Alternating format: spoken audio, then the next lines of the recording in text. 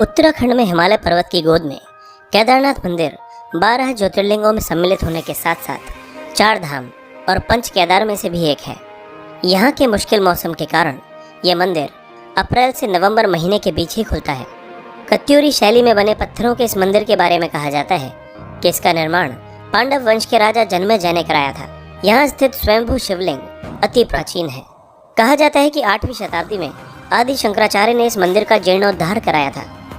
जून 2013 के दौरान भारत के उत्तराखंड और हिमाचल प्रदेश राज्यों में अचानक आई बाढ़ और भूस्खलन के कारण केदारनाथ सबसे अधिक प्रभावित रहा।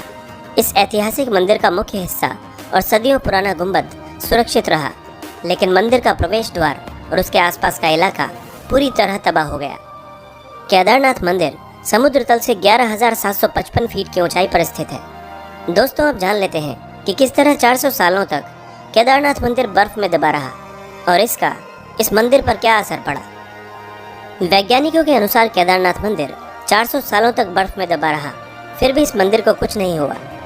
इसीलिए 2013 में आई जल प्रलय के दौरान इस मंदिर के सुरक्षित रह जाने से वैज्ञानिकों को कोई हैरानी नहीं हुई।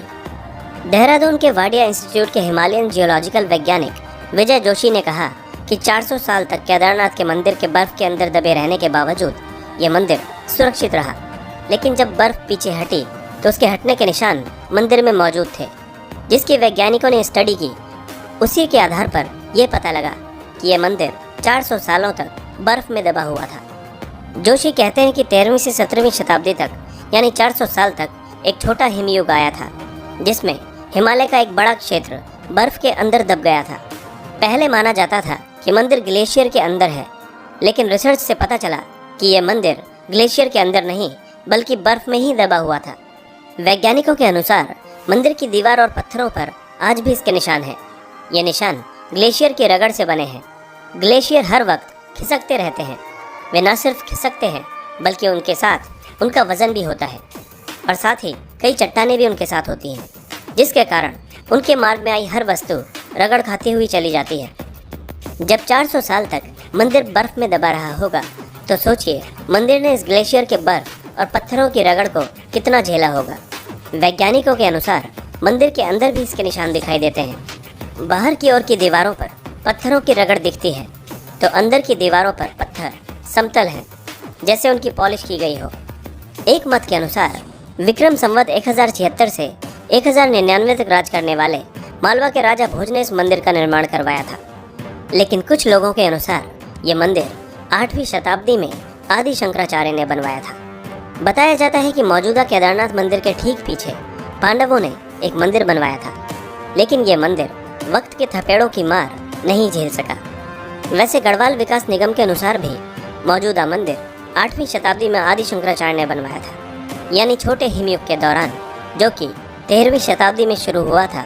उससे पहले ही ये मंदिर बन चुका था। वाडिया इंस्टीट्यूट के वैज्ञानिकों ने केदारनाथ इलाके की लाइकोनोमेट्री डेटिंग भी की।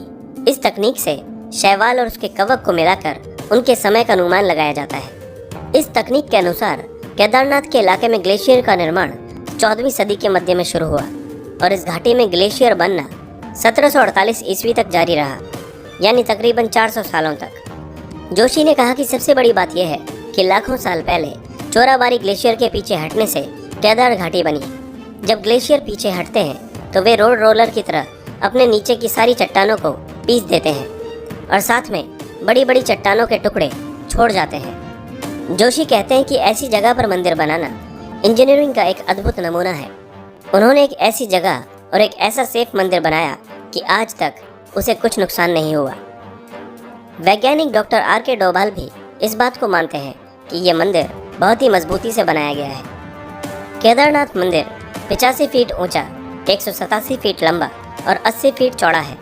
इसकी दीवारें 12 फीट मोटी हैं और बेहद मजबूत पत्थरों से बनाई गई है। मंदिर को 6 फीट ऊंचे चबूतरे पर खड़ा किया गया है। यह भी एक हैरान करने वाली बात है कि इतने भारी भरकम पत्थरों को इतनी ऊंचाई पर लाकर और तराशकर कैसे एक मंदिर की शक्ल दी गई होगी। जानकारों का मानना है कि पत्थरों को एक दूसरे से जोड़ने के लिए इंटरलॉकिंग तकनीक का इस्तेमाल किया गया था। इसी वजह से यह मंदिर एक भूकंपरोधी इमारत में तब्दील हो गया। ये मजबूती और तकनीक ही मंदिर को नदी के बीचों बीच खड़े रखने में कामयाब हुई।